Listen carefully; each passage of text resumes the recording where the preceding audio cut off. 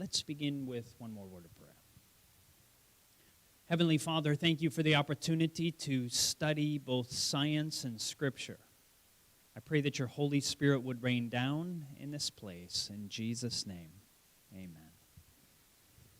The Bible says, back in Proverbs, one of my favorite books of the Bible, Proverbs chapter 26, verse 2, it says, "As the bird by wandering, as the swallow by flying, so the curse causeless shall not come." And talking about swallows, you ever seen a swallow before? Beautiful little birds. But one of the interesting things about swallows is they don't come by you very often. It's very unlikely that you've ever seen one up close unless one just flew right by. It's not like some of the birds like robins who will maybe land near you and spend time right by you, or a hummingbird. Hummingbirds will come very close often. But swallows are different. They don't often come near. The only time I've ever been close to a swallow was when I was in a building and it was outside the window and it couldn't see me, and so I was close enough that I could get a really good view of the swallow. And that's unusual. And so there was a reason why I was close to it, and that's because it couldn't see me. And it says, "As the swallow by flying, so the curse causeless shall not come," meaning that a bird like a swallow doesn't come to you very easily. If it does, there's a reason, and the reason it was close to me is because it couldn't see me. And it says, "A curse without a cause does not come." Now, one of the interesting aspects to this is that when something bad happens, like physiological health problems, there's a reason, there's a cause. Now, that doesn't mean always that it's your fault. It could be that you live in an area with some kind of toxicity. I have a friend who came down with thyroid cancer, and several people from his church at near the same time came down with thyroid cancer, and it's because there was, I believe, radon in the area, and so they were getting it. So there was a cause, even though it wasn't the fault of the people who had it. So just because you have a disease doesn't mean it's your fault, but there still is a cause. You just may not always know what it is. And so we're going to be talking about this. So what is disease? Disease is an effort of nature to free the system from conditions that result from a violation of the laws of health. Doesn't mean that you're always intentionally doing it or even you know that it's happening. In case of sickness, the cause of the sickness should be ascertained. Unhealthful conditions should be changed, wrong habits corrected. The nature is to be assisted in her effort to expel impurities and to reestablish right conditions in the system. Now, when I was younger, I had no idea that this sounds silly now to me, but I remember having a girlfriend, and she had a stomachache, and she said, "Oh, I have a stomachache. I wonder what I ate." And I thought, wonder what you ate? No, you just get stomachaches. They just happen. And that was very ignorant of me. The fact is, no, if something is wrong with your stomach, there's a cause. She was right. I was ignorant at the time. And so if we come down with some problem, in case of sickness, the cause should be ascertained. You should discover what the cause is. Unhealthful conditions should be changed, wrong habits corrected. The nature is to be assisted in her effort to expel impurities and to reestablish right conditions in the system. Well, I want to start off talking about diabetes, dementia, then we're going to move into diabetes, then I'm going to come back to dementia to try to connect them together. But looking at this, we're going to question what is the cause. And I'm not going to go into great detail about the cause of dementia in this presentation. We don't simply have time for it. But I want to see some of the impacts of something to do with, well, we're going to look at high blood sugar and these kind of things. So strokes, also called lacunar infarcts. A study reported in the American Diabetes Association Diabetes Care was looking at diabetics or people that have pre-diabetes. Now, by the time you hit the age of 40 in the United States, you have about a 40% chance of having pre-diabetes. And as I stated last night, by the time you're 75, you have a 75% chance of having pre-diabetes. So they looked at people with diabetes and pre-diabetes, and then also non-diabetics, and scanned their brains. Participants their ages ranged from 40 to 75, and they were looking at lacunar infarcts, which are acute strokes where an artery has been blocked to the brain. And they discovered that 61% of pre-diabetics had lacunar infarcts, had strokes, and 67% of diabetics had these strokes to the brain. These are incredible numbers. And notice, it's almost as bad for a pre-diabetic as it is for someone who has diabetes. This is incredible. The majority of people who have pre-diabetes, you may have gone to the doctor and your doctor lets you know, oh, you don't have diabetes, you simply have pre-diabetes. And you think, oh, good, I don't have pre-diabetes, or I don't have diabetes. That's true. The trouble is it's close to the same impact as having full-blown diabetes, especially when it comes to these lacunar infarcts, these strokes in the brain.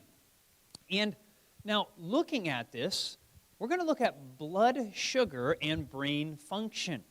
Researchers have looked at people with both prediabetes and diabetes and have found both groups have what is called cognitive impairment, meaning impairment of their mind and their brain, and it is worse in those who are full-blown diabetics. And so diabetes is a disease of high blood sugar, and prediabetes is high blood sugar, but not as high as a full-blown diabetic. And we're going to talk more about this in a moment. Now, speaking of what is called the gut-brain connection, we're going to look at dementia and waist size. According to the American Academy of Neurology, those who have larger waistlines in their 40s have higher chances of dementia in their 70s.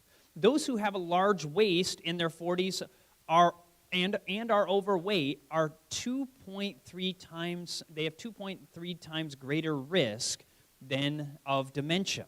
So this is significant. So waist size is important when it comes to your brain.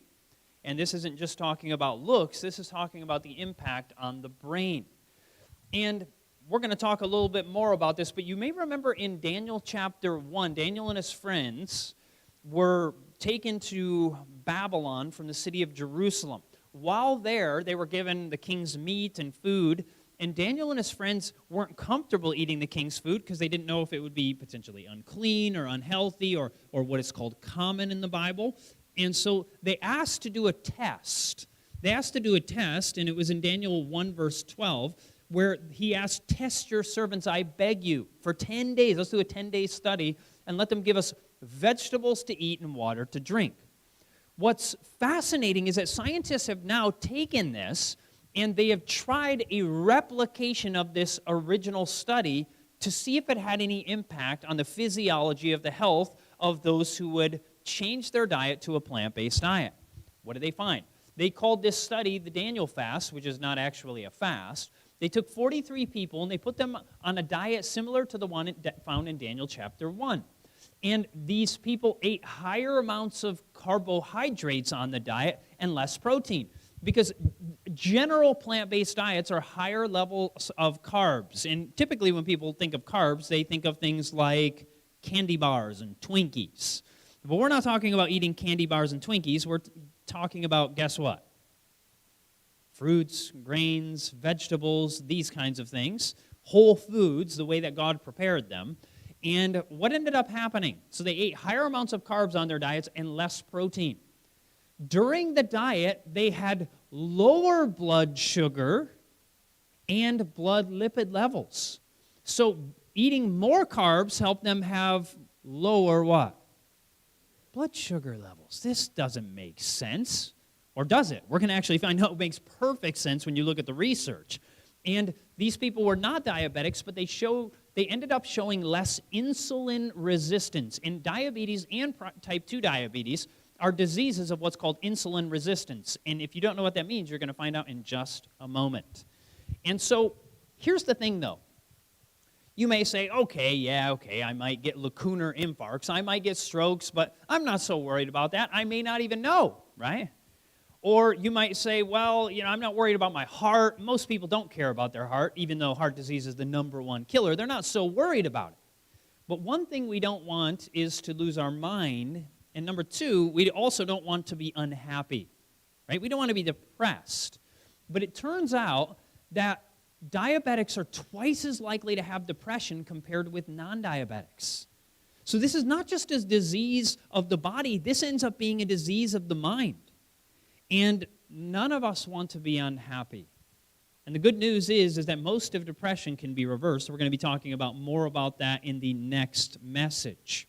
not every aspect of fighting depression. We're going to talk about one aspect. There's several, and typically when we do our gut-brain seminar, we look at maybe 10 different variations or things that can cause depression. Here, we're not going to be going into all those. But Deuteronomy chapter 6:24 says, "And the Lord commanded us to do all these statutes." That's another term for laws, for his commandments. So he gave us all of his commandments. Why? For our good, always, that he might preserve us alive as it is this day. So notice we're told that all of God's commandments are for our benefit. God didn't give the commandments to us to simply say, well, blue is bad and green is good, and just randomly, arbitrarily say things. Number one, he didn't say what I just said, but he wasn't arbitrary. Every commandment was for our good, right? But it says not only were they for our good always, but they have a preservation to life. There is a longevity benefit to God's commandments. And it's fascinating that Christians who have sought to follow all of God's commandments in the Word of God, including his health principles, have become the longest living people in the world. So evidently what he said is true. And why were we given the health message? We're told in the book called Counsels on Health, page 386, "Let it ever be kept before the mind that the great object of hygienic reform is to secure the highest possible development of mind and soul and body. All the laws of nature, which are the laws of God, are designed for our good." That's what we just saw in Deuteronomy. But notice what it says the result will be. Obedience to them will promote our what? Happiness in this life, and will aid us in a preparation for the life to come. So we are told that one of the reasons that God gave us a health message, his commandments on health, was to make us what? Happy. Fascinating. And I'll tell you, I grew up, my favorite food in the world was pork, baby back ribs. When I learned about the health message, I was not interested in it at all. I actually was annoyed by it. I simply didn't like it. And I didn't like it for some time, but it ended up changing my life, and now I absolutely love it. It literally has transformed my life. It's transformed my health. So I love this message now, where I once actually despised it. And when you have health as a young person, you don't really care so much about health. But when something happens, when you begin to lose your health, then you begin to appreciate having a healthy body and a healthy mind. And I'm going to share with you more about my experience later on. So let's look at some quick statistics on diabetes. It is the 7th leading cause of death in the United States. And diabetics spend over twice as much on their health care. Both prediabetes and diabetes are factors in strokes, heart attacks, and hypertension. And around 65% of people with diabetes end up with a stroke or a heart attack. So 2/3 of people end up with a stroke or a heart attack when they have type 2 diabetes. And diabetes is the foremost cause of blindness, kidney failure, and amputations that are not caused by accidents. Now, a little thought on this. You might think, well, it's just my genetic destiny. This is what my family has, and it is what it is. But let's talk about this for a moment. Genes in diabetes, type 1 and type 2, and you're going to understand what both of those are in just a moment. But identical twins have the same genes. They have the exact same genetics. When one twin has type 1 diabetes, the other has less than 40% chance of having type 1. So even though there's a genetic component, it is not your destiny even necessarily to have it, even if you have the exact same genetics as your twin brother or sister. And so it's not a guarantee. There are other factors, environmental factors, that can contribute to coming down with both type 1 and type 2. And the genes for diabetes, so for instance, you have genes for your eye color. And if you have the genes that say you're going to have blue eyes, whammo, you're going to have blue eyes. No ifs, ands, or buts about it. But, on the other hand, if you have the type 2 diabetes, if you have the gene for type 2 diabetes, as it were, this is not like a commandment. It's like a suggestion. So if your dad and your grandpa had type 2 diabetes and you have the gene for it, and then you eat the same way they do and exercise or lack of exercise like they do and don't follow good health principles, then you're probably going to get it. But if you change your lifestyle you have a 90+% chance, probably closer to 100% chance, of never getting it if you live a different lifestyle. So there's this environmental factor that is even more important. But strangely enough, the American Diabetic Association says there is no cure for diabetes, but it can be managed. They are lying. It's reversed all the time. And it's not even very hard. I can't believe that an association called the American Diabetic Association would say this. So, for instance, one of the top scientists in the United States of America, you probably heard of him, by the name of Dean Ornish. Dean Ornish says that by changing diet and lifestyle, 95% of people can reverse their diabetes. 95%. Dr. John McDougall says 100% of them can, and this is what he finds in his patients. So with the right diet and lifestyle, how the American Diabetic Association can say this, it boggles my mind. I don't know if they've just never looked at the science, or I can't even fathom it. So people in institutions that have helped people reverse type 2 diabetes are people like John McDougall, whom I just mentioned. Also, Dr. Joel Fuhrman sees it on a regular basis. Dr. Dean Ornish. Dr. Neil Barnard, who's also done a study to show that you can reverse it with the United States government, and also Adventist healthcare retreats across America see people on a regular basis reverse their diabetes within days, within literally days. They typically have these 18, 19-day programs, and typically within that time period, many people are fully off all of their medications for diabetes and can have their blood sugars in total normal levels at that point. Now, it takes months to get your A1C down because that's a marker over the course of 3 to 4 months. But as far as getting their blood sugars in a normal zone, this can often happen in days, and I'm going to share with you some more about that. Now, Dr. Joel Fuhrman, the results that he typically sees is specifically that, let's see here, I'm struggling with my clicker. Okay, with exercise and an optimal diet, you can anticipate, generally within the first week, that medications are cut by 50%, and within a month, you continue decreasing by about you continue decreasing your meds, and by about 6 months, cutting nearly every medication. And this is why you have to be in touch with your doctor if you are a type 2 diabetic or a type 1 diabetic and you're trying these things. Now, type 1, if you've had type 1 diabetes, this is a disease that cannot be reversed.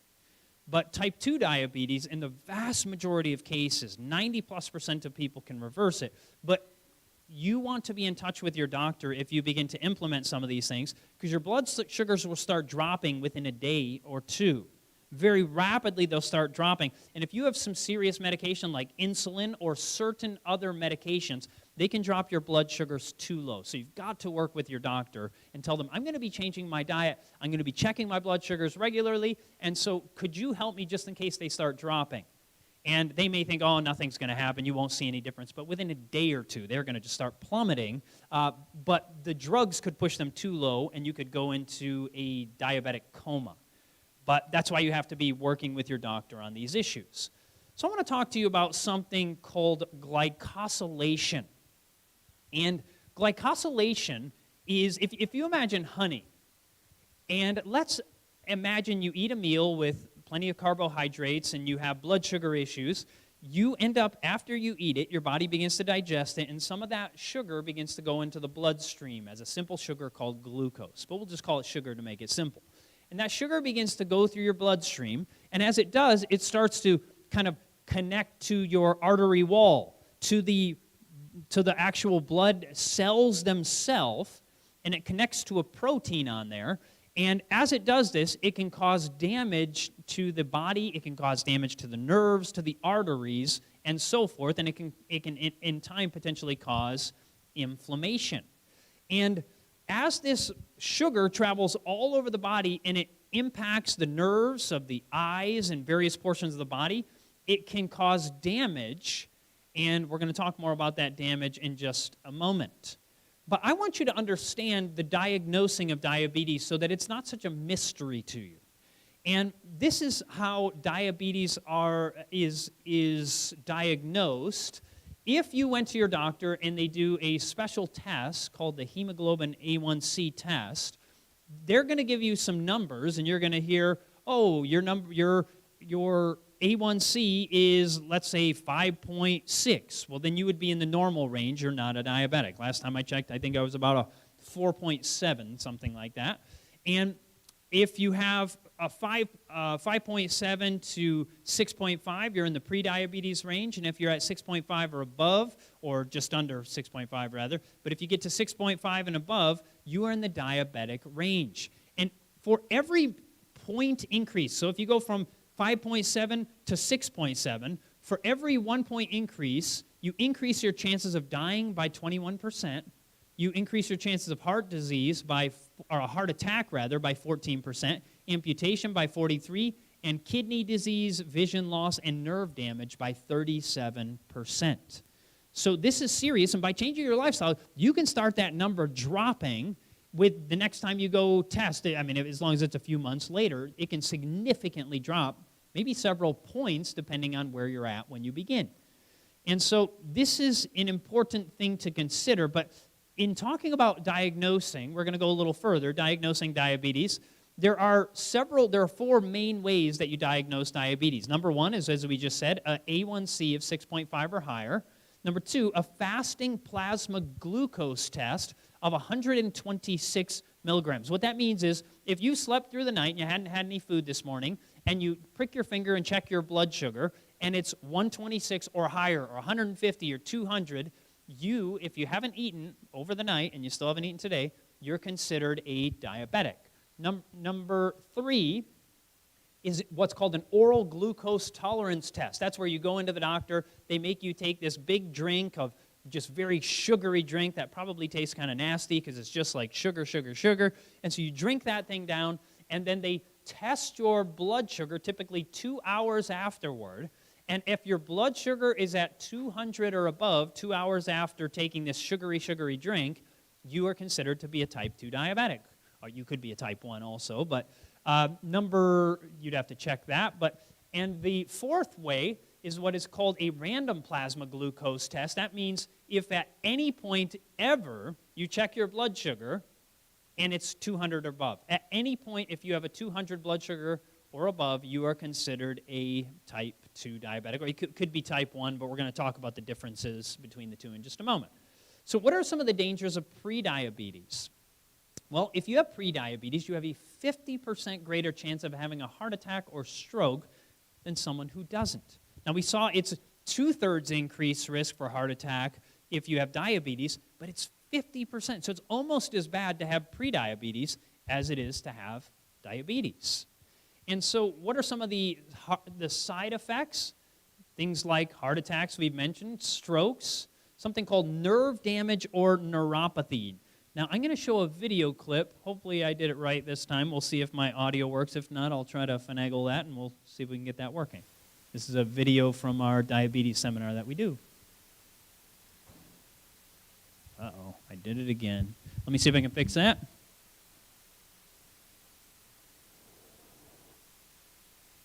Oh, we didn't plug that thing in. Let me see. Okay, let me do this. Internal speakers. I might be able to get it to work like this. Let me try this. And if not, we can live without it.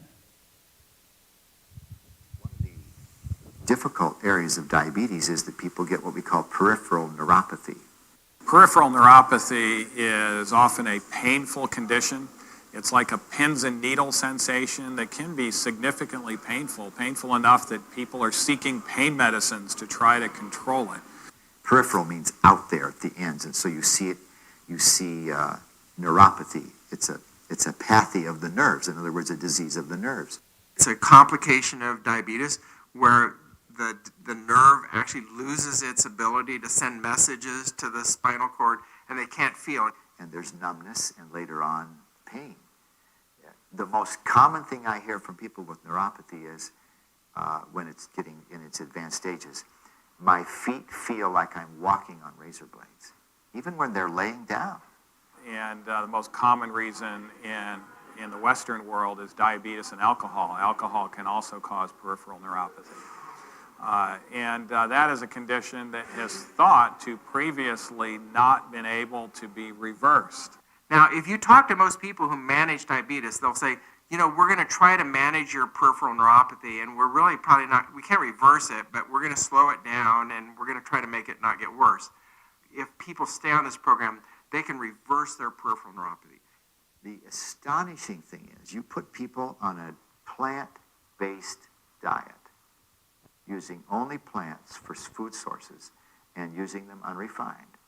Those are the two big issues. There's other smaller issues you can talk about that might have small effects, but if the food source is plants and if it's unrefined, those are the two big issues. How you cook it, whether you cook it, all kinds of other things you hear out there are very, very minor issues in comparison to simply it comes from plants and it's unrefined. And these people, 90% of them have complete relief from their neuropathy, complete relief. And often in very short period of time. In fact, we get a group of 30 or 40 people in our seminars, we do these reversing diabetes seminars, we find that almost everybody with neuropathy will say within 2 or 3 days, it's getting better. I really like the reversing diabetes programs because I can really see results really fast. If I bring somebody in and try to get them to lose 200 pounds, I'm not going to see much in 2 days. I'm not going to see anything in 2 days probably. But in a diabetic, I can see dramatic changes in 2 days. We have an 18-day program where it's focused on lifestyle, people with heart disease and stroke and peripheral vascular disease, the diseases in diabetes, all of the diseases of Western lifestyle. We actually test their blood at the beginning of the program. We test them at the end, and the results are often stunning. I mean, like a 40% reduction in triglycerides, a 30 or 40% drop in their cholesterol. Their blood pressure, across the board, the blood pressure drops while on medication. In fact, it's not uncommon that we'll take a lot of people off their medications while in the program because they don't need it anymore. And that's what's really amazing. This thing is really a paper tiger. It doesn't have to kill you. It can save you. Isn't that amazing? That within days you can begin to reverse an irreversible disease. There's nothing standard medicine can do to get rid of neuropathy. That's this terrible pain, like feeling your feet are on fire or that you're walking on razor blades. There's nothing they can do except for give you pain medications to try to cover up the disease. But it's not healing it. The good news is within 2 to 3 days, people begin to reverse it when they go on this program. That's the amazing thing. So I want to explain to you how glucose and insulin work for a healthy person. Now the Bible says, for the life of the flesh is in the what? Blood. Your life is in the blood coursing through your veins now, or in your arteries. Now looking at this little thing flapping there is called your pancreas. It looks like in this picture, it kind of looks like a feather. It doesn't look like a feather in reality. But you have this organ in your body called the pancreas, and it has one of its functions. It has several functions, but one of the functions that it has is it has these cells on it called beta cells, and they produce something called insulin. And we can think of insulin as a key to unlock your cells, and we're going to try to make that more clear. So if you imagine, here's a simplistic illustration of a cell. Imagine this being your muscle cells or your liver cell, and insulin is the key. And just like you have a key on your house, this key will unlock the cell, open up this little circle here down below called the glucose channel. And that will open that up so the sugar or the glucose can get in.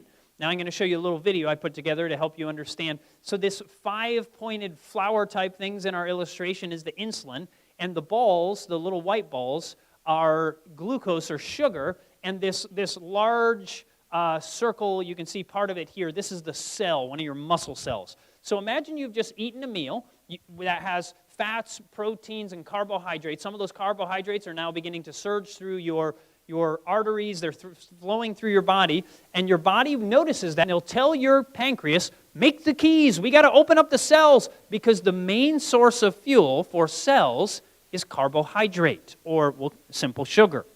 And so the body sees this. They say, you eat the meal, the blood sugar starts to go up. So the body says, send out some keys to get that. The only way we can get that glucose, that sugar in the cell, to give it energy is we need a key to open it up.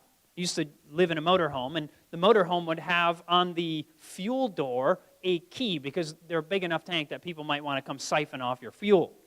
And imagine if somebody came to my fuel tank and stuck some bubble gum in it. Now, we're going to come back to that illustration in a moment. But if there's no bubble gum in it, I can take my key, I can turn the key, open it up, and then I can put fuel in, and then my car has fuel. So too for you, if you need energy, the standard way to get it is you eat a meal, and it has some carbohydrates that raises your blood sugar. As it does, the pancreas makes the keys, sends them out, opens up the cells, puts the sugar in the cells. Now your cells have energy, and you have energy. So here's a little video showing how it works. So the flower-shaped thing there is the insulin.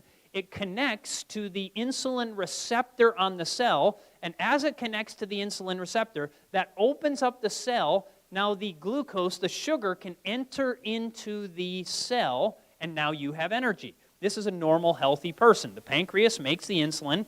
It goes to the cell, opens up the cell, puts the sugar in the cell as a result, and now you have energy.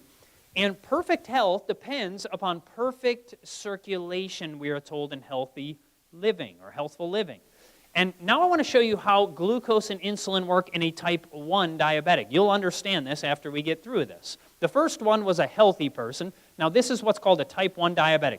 A type 1 diabetic, their pancreas has been damaged and it's not producing insulin anymore, or at least it's not producing sufficient insulin. So they eat a meal. It has carbs, protein, and fat, and the sugar begins to rise, but since they are not producing any insulin, there's no insulin. And so the sugar is rising, but the sugar cannot get in, the glucose cannot get into the cell, and often you'd find this in a young person, a child, or maybe someone even in their teens or 20s.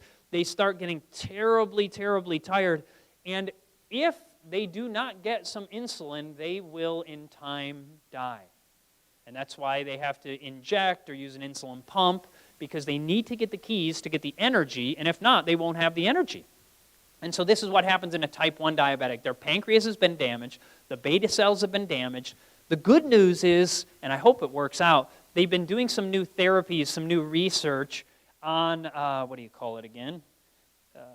Can't think of the right name, but they did do some recent research where they were able to through some specific procedure to actually get the beta cells working again, and I'm hoping this will become something that can help type 1 diabetics. But up to this point, there's been no cure for type 1 diabetes.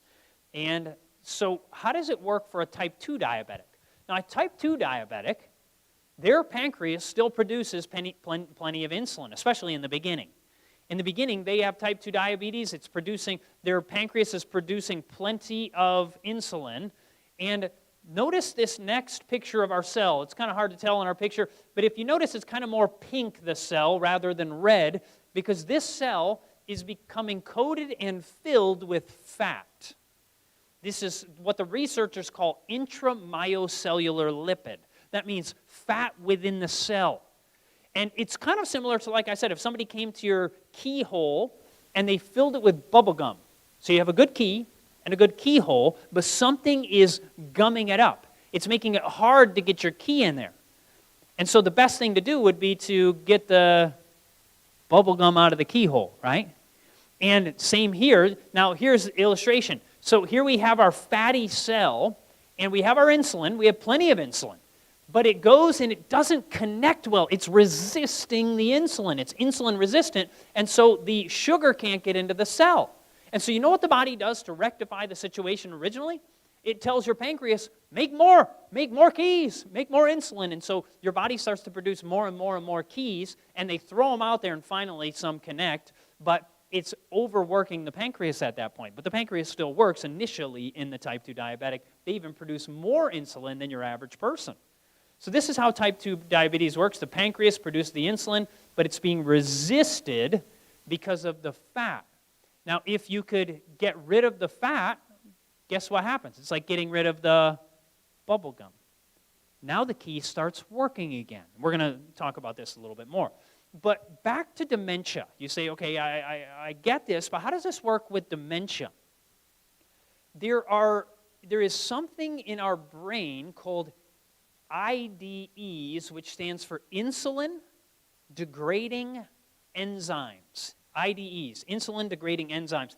The job, actually, insulin-degrading enzymes have two jobs. So if you eat a meal and you have an increase in your blood sugar, your body will send out the insulin to help the sugar get into the cells, but then you can have too much insulin, and insulin can cause damage. So the body sends out IDEs to clean up the insulin in the body. And so these IDEs will clean it up. The trouble is, if you're eating all the time, what happens is those insulin-degrading enzymes constantly need to be at work. But I didn't tell you, the insulin-degrading enzymes have another job. They have another job, and their other job is cleaning up the plaque in your brain. Interesting. Insulin-degrading enzymes' second job is cleaning up the plaque in your brain. So what if you're eating all day and you're eating snacks and you're eating breakfast and then you have a snack and then you have lunch and then you have a snack and then you have dinner and then you have a snack and before you go to bed you have a snack? Guess what's happening? You're having blood sugar increases all through the day, and then your body is constantly having to try to send out more insulin, and then your body's having to send out insulin-degrading enzymes to try to clean up the mess. And guess what your insulin-degrading enzymes didn't have time to do all day? Clean up the plaque in the brain. You follow? And so thinking about this is very important. And this is one of the reasons, too, if somebody does have either type 2 diabetes, we looked at the research last night on when to eat. The best time to eat for someone with type 2 diabetes is breakfast and lunch only. It does better than people who eat 5 or 6 meals a day. That's what the research actually shows today. So I want to share with you, it's also true that some forms of dementia are exacerbated by having plaque within the arteries, having heart disease. As it clogs up the arteries and are all over the body, it also can clog them up in the brain and can increase chances of dementia. So is it possible to clean up the arteries? And the answer is yes. Certain countries of the world had populations that were largely atherosclerosis. That's the hardening of the arteries with the plaques in them. They were free of this problem. Bantus, sorry I made this too small, but Bantus in Africa lived on a 10% fat diet and have heart disease rates near zero.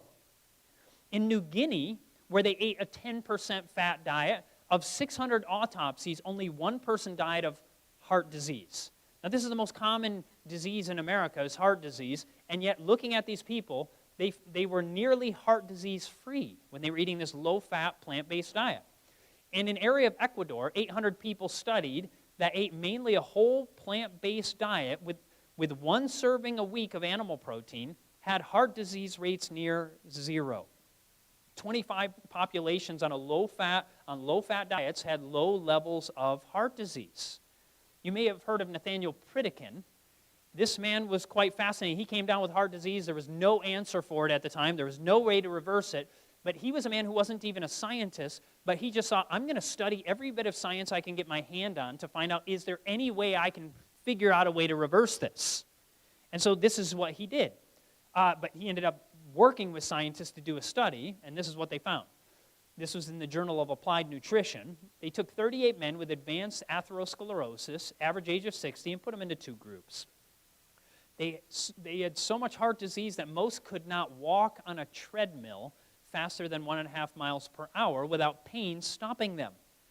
Angiograms showed clogging of arteries even after these men had had bypass surgeries. Now, the control group and experimental group both were told to walk daily and to try to stop smoking, but the control group did not change their diet. The experimental group ate the diet of atherosclerosis-free populations in the world. This is 80% carbs. So the vast majority of their diet is a carbohydrate-rich diet. Now you're thinking, once again, oh, they ate a lot of Twinkies and candy bars. No. These are whole foods like whole grains, fruits and veggies and these kinds of things. And what ended up happening, the result was that in 2 weeks, their cholesterol went down 30%. You think, oh, it'll take years. No, it starts to happen so rapidly. An individual had his triglycerides go from 360 down to 85. His 5 weeks on a treadmill skill, on average, their 5 weeks treadmill skill increased 800% by eating this way. And 9 of the men who were hypertensive, had high blood pressure, when the study began, were off all of their medication, and they were not hypertensive in 5 weeks. So within weeks, most people can get off all of their blood pressure medications. Most people can do that. We were at a health center in South Dakota, and one woman there was on 5 blood pressure medications simultaneously. And she was like a zombie. And I don't say that to be insulting. But she would come in, and I thought literally maybe she just didn't have good mental health. Maybe just wasn't a strong-minded individual. She could hardly talk. She was kind of like a zombie. And within 18 days, because her blood pressure was going down, down, down, down, down, they had to remove one at a time. They had to get rid of the blood pressure medications. Within 18 days, she was off all of her medications, and now she was a normal human being cognitively. She could talk like a normal human. We're like, wow, this woman she's actually normal. We thought she maybe wasn't right in the mind. But it was the drugs that were just clogging up her brain. And this can happen in days. You can help people. I mean, obviously the medical doctors have to take them off their drugs. I don't tell personally people to get it off. They have to work with their doctor to do that. And 4 of the subjects were diabetics, and 2 of which were on insulin. And within 6 weeks, all were off all drugs and insulin. Very rapidly, by putting people on the diet of people around the world who don't have heart disease, it begins to reverse it in most cases, or at least arrest it in nearly every case. And this is a fascinating study by H.S. Sweeney in the Study of Archives of Internal Medicine. This is medical students were put on 4 different, these were healthy medical students. They put them on 4 different diets: a high-fat diet, a high-carb diet, a high-protein diet, and fasting. 2 days later, they did what's called a glucose tolerance test. We mentioned that. They make you drink the very sugary drink, and then they test sometime later to see how high your blood sugar spikes. And what ended up happening was, in 2 days, the high-protein diet group became pre-diabetic. So you can turn healthy medical students into pre-diabetics in 2 days by putting them on a high-protein diet. The high-fat group diet, within 2 days, became diabetic. You can take somebody and turn them into a diabetic within days. Literally days. This is incredible.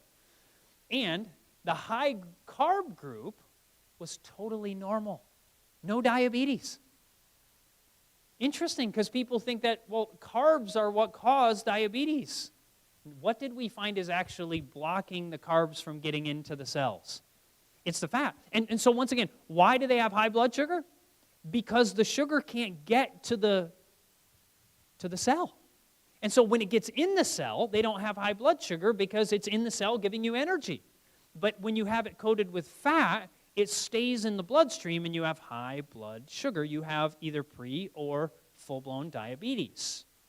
J.W. Anderson in the American Journal of Clinical Nutrition put people on 2 diets, a 5% fat diet and 80% table sugar diet.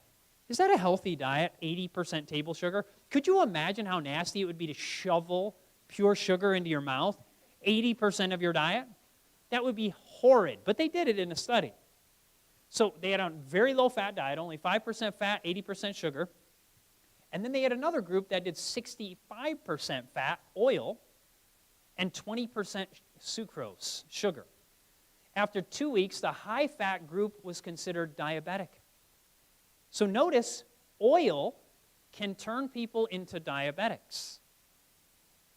Olive oil, palm oil, coconut oil, any kind of oil can turn people into diabetics. Because what does it do?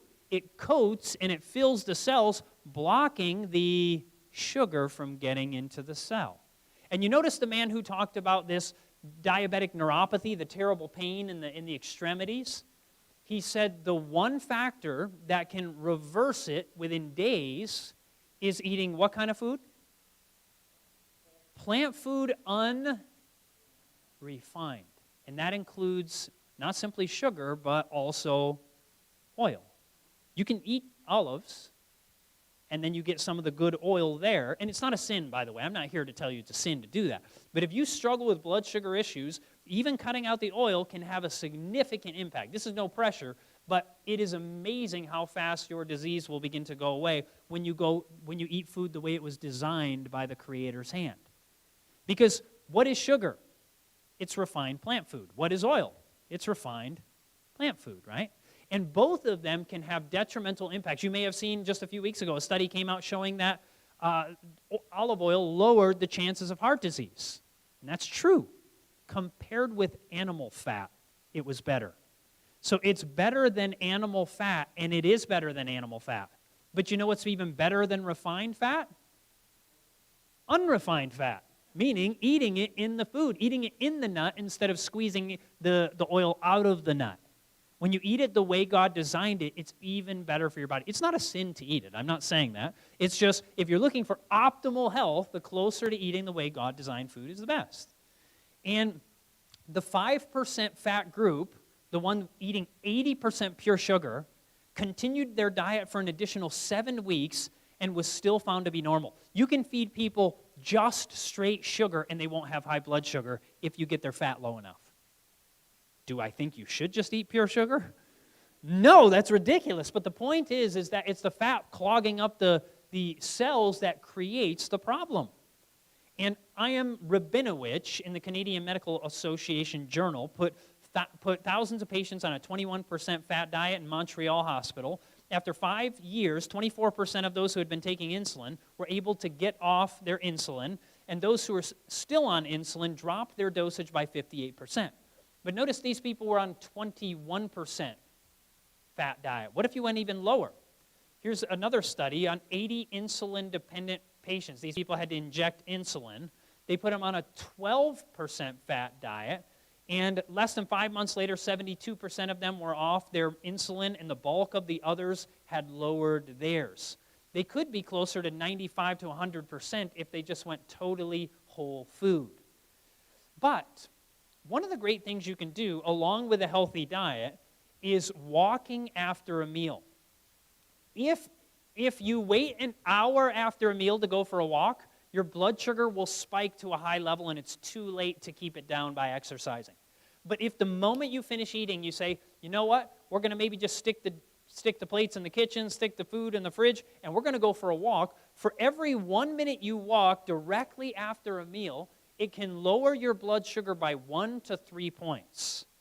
What that means is if you walk for 10 minutes, you may drop your blood sugar by up to 30 points. If you walk for a half an hour, you may drop your blood sugar up to 90 points, and you may never end up getting this blood sugar issues. So exercise after a meal is so very, very important. I'm going to show you a video clip from Dr. John McDougall, who's considered one of the top medical doctors in the nation, probably in the world, at helping people reverse heart disease and diabetes. He's not a gentle speaker. He's kind of blunt in his speaking. And I interviewed him a few years ago, and this is part of the clip. There are a lot of sick fat people in the United States and Europe and other westernized parts of the world. The problems they have are all the same. They're obese. They get type 2 diabetes. Their arteries are clogged up. As a result, they get heart attacks and strokes. And also their tissues are just sick and cannot respond properly, and they degenerate into dietary cancers like prostate and breast and colon cancer. Well, these people have to resort to their innate healing properties if they want to get well. The only way to get well is to fix the problem. The problem's the food. Every day, 3, 4, 5, 6 times a day, what happens with the typical Westerner or American is they take a fork and spoon and they shovel injury into their body. Now, the body hasn't ceased its efforts to try and be healthy. The body's healing. The arteries are healing. The cancer cells are healing. I mean, healing's going on all the time. And the body's working as hard as it can to heal. It just can't keep pace with the injury from that fork and spoon. And all you have to do is just tap in on the miraculous innate healing properties of the body. There's nothing more to it than the fact that the body heals. You throw it out in the street and get it hit by a truck, and it heals. If you just stop the injury at the dinner table, it heals. The type 2 diabetes goes away 100% of the time. Yes, it does. The obesity resolves 100% of the time. Constipation goes away nearly 100% of the time. The inflammatory arthritis, including rheumatoid arthritis, goes away nearly 100% of the time. The multiple sclerosis stops. I mean, the body just starts working. What happens to cancer? I've seen some amazing things over the years. I'm not going to go so far as to say you can cure cancer with a diet, but why not try? What's working now certainly is a disgrace. The body heals. Give it half a chance. Give it the food that it's designed to live on, which is starch, rice, corn, potatoes, beans, peas, and lentils, with a little bit of non-starchy vegetables, maybe some kale and lettuce and broccoli and cauliflower. Throw in a few fruits here and there. Walk it around a little bit. Give it a little sunshine. You'll be amazed at what you can accomplish. But you have to do it. That's the other problem. Is people are, they're lax in their understanding of the importance of strictness. I ask people these days to look at their problems in terms of food addiction. Something more severe than alcoholism, tobacco dependency, or heroin addiction. More severe in terms of dependency, in terms of damage to themselves and their family, and particularly in terms of lack of ability to act. That's the main problem. They don't have a chance in acting on their food problems because nobody seems to understand it. They don't understand how dependent these people are on cheesecake and beefsteak and cheese sandwiches. They just don't understand how dependent they are on it. And so what I do with people is I give them a message. And that is, just like you deal with alcohol. If you're an alcoholic, you don't cut down to beer to solve your problem. If you're a smoker, you don't stop searching through the ashtrays for cigarette butts in the middle of the night until you decide you're not going to take another cigarette again. This doesn't stop. And so it must be with food. You must make that clear decision. I will not do this anymore. Do what? Because you don't know what you're not supposed to do. There's so much gray area. There's so much moderation. There's so much reasonableness out there in the world. Sensible diets that you can't understand what to do. I'm going to lay it out for you in black and white. And once you understand this, then it all works for you. When you make the decision that I'm not going to do that to myself anymore. In terms of white, the foods that you're supposed to eat are starches, rice, corn, potatoes, beans, peas, and lentils, with some non-starchy vegetables like broccoli, cauliflower, kale, sprouts, a little bit of fruit. That's white. Black, no gray. Black is animal foods and oils. That's it. Like corn oil, olive oil, flaxseed oil. Those things are poisons. Oh, they're medicinal. Yeah, but they're poisons in people's diets. They make them fat, sick, cancerous, injure their arteries, and so on. So what you need to do is you need to think in terms of black and white. Let's see, today I live on bean burritos, pasta marinara sauce, oatmeal, mushu vegetables, and rice. That's my diet, with nicely spiced, maybe a little bit of salt, maybe a little simple sugar on the surface of the food. That's my food. Starting today. And what I don't touch, just like I don't touch tobacco, I don't touch a glass of wine because I'm an alcoholic. I don't do that. I'm a food addicted aholic, or whatever you want to call me, but I understand my behavior. Today, I don't touch animal foods of any kind. That means skim milk, beef, hot dogs, eggs, etc. I know what it is. I know what animal foods are. Out. And I touch no oils. And if I want to lose weight, I don't even eat nuts, seeds, and avocados, which are high-fat plant foods. Then I will have my health back, and you will. Just like every drunk that sobers up gets well. Every cigarette smoker that quits their habit gets well. Never happens the other way. Same thing with food. You start doing starches, vegetables, and fruits, give up the animal products and the oil. You will get your health back. tremendously, more than you ever expected.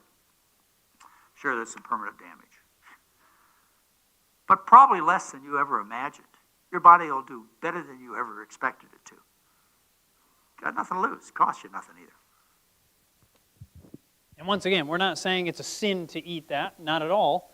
It's just if you have type 2 diabetes or you have heart disease, by getting rid of anything refined, you can, in most cases, in his statement, he said 100% of people that go whole food can reverse their type 2 diabetes. I'm going to share with you a quick clip, we're almost done, of a man who came to a seminar my wife were doing in Oregon, in the state of Oregon, a man who is a friend of ours, Dell, at 80 years of age. You may say, Chad, okay, this works for young whippersnappers like you. But what about for me? I'm 80. Well, notice what happens in an 80-year-old man with type 2 diabetes within days. I've been diagnosed as a diabetic for a little over 20 years. And because of my family background, all four grandparents were diabetic. Mom and dad were diabetic. My brother, who passed away a few years ago of diabetic complications, is diabetic. And so with that history, I would be extreme chance for being dead by the age of 40. My side effects were mostly neuropathies. A neuropathy is a feeling you get.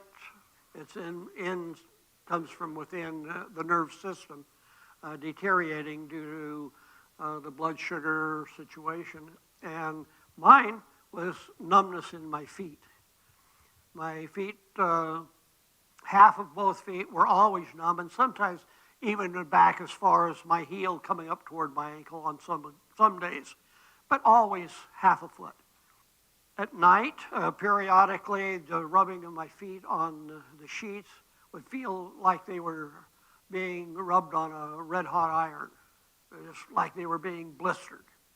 I'd have to put my feet out from under the covers and over the edge of the bed so they weren't touching anything. But the numbness never went away, day or night. I started this therapeutic diet idea before I knew it was therapeutic diet, about a week or maybe two before I met Chad and was introduced to the therapeutic diet concept. I had started adding more fruit, fresh fruit, and more fresh vegetables to an already vegetarian diet. But I was lacto-ovo. That's milk and eggs and cheese vegetarian. We went to the gut-brain, brain-gut connection and got a hold of the recipe book and started some real changes. And within 3 days, the numbness was progressing out of my feet. Within a week, I was down to where I just had 2 toes on each foot that were numb 24/7. And then a few more days, that went to where I could have feeling on the tops of all my feet, all my toes, all my foot. Another day went by, it was down to 1 toe next to the big one. The second toe on both feet were the only numbs. Then that went down to where it was down to just 1 toe, and now the numbness has gone out of all toes and feet. I have a little bit of residual, kind of a fluffy, fuzzy feeling in the left second toe. But basically, I could say it's 99.9% gone. So that's gone. The other thing that I noticed that showed up, I didn't even think about it at the time, but I had been unable to work more than 5-10 minutes out in the yard, and then I'd have to come in and rest for half an hour. And the other day, I was out pruning shrubs and carrying the debris out of the yard and putting it into the pickup. And I was out there for a little over 3 hours, and I came in feeling better than when I went out. So the energy factor is something that kind of surprised me. I didn't expect it. So, you know. So it's been an amazing 2.5, 3-week trip. If it keeps like this, look out, boy. Yeah, the world's going to know I'm here. Isn't it exciting to see someone who, it takes days to begin to, this is an irreversible disease, meaning the American Diabetic Association says it can't be reversed. I don't know how they make stories up like that, but it's just not true. You can reverse diabetes very rapidly in most cases. And when it comes to neuropathy, it takes days to begin to get rid of this disease. There's no drug, there's no procedure that can get rid of it other than a change of lifestyle. You don't have to do it. You can choose to live however you want. God gives us freedom of choice. But the good news is there are options for a new life if we choose to begin to implement this. We were with someone recently last year who we said to this individual, we said, listen, he had diabetes in his toes. He's a white guy, but his toes were turning black. And I said, listen, you are on the cusp of going to the doctor and having an amputation for your toe. We have some time. We can come stay with you and we can cook for you and you can reverse diabetes. I said, is there anything that would keep you? He said, nothing. I said, what day do you want to start? He said, Monday. We came to the house, and do you know how many days it took to get his blood sugar from a diabetic zone? How many days it took to get it into the normal zone? It took 8 meals. It took 4 days, and by the 5th morning, his blood sugar was in the normal zone. And his depression, just like this man, his depression went away. This other man, his depression within days went away because his body started functioning the way God designed it to. Remember, God gave us the health message we read to make you happy. He wants you to be happy, and I want that for you. But God won't force it on you. He won't force health on you, and He won't force happiness on you. He gives you the choice to try to implement these things, but He will strengthen you if it's your desire. Let us close with a word of prayer. Heavenly Father, thank you for the opportunity to study some things about the health and happiness that you give us both when it comes to dementia. That the good news is research is showing that even this can be reversed if people take up a very serious lifestyle of following out health principles. So too with diabetes, these 2 irreversible diseases can be reversed, we see now in the research. But thank you also that you can take us from being people who are depressed, like Dell in the video, and within days you can bring us happiness. We thank you for your love. In Jesus' name, amen.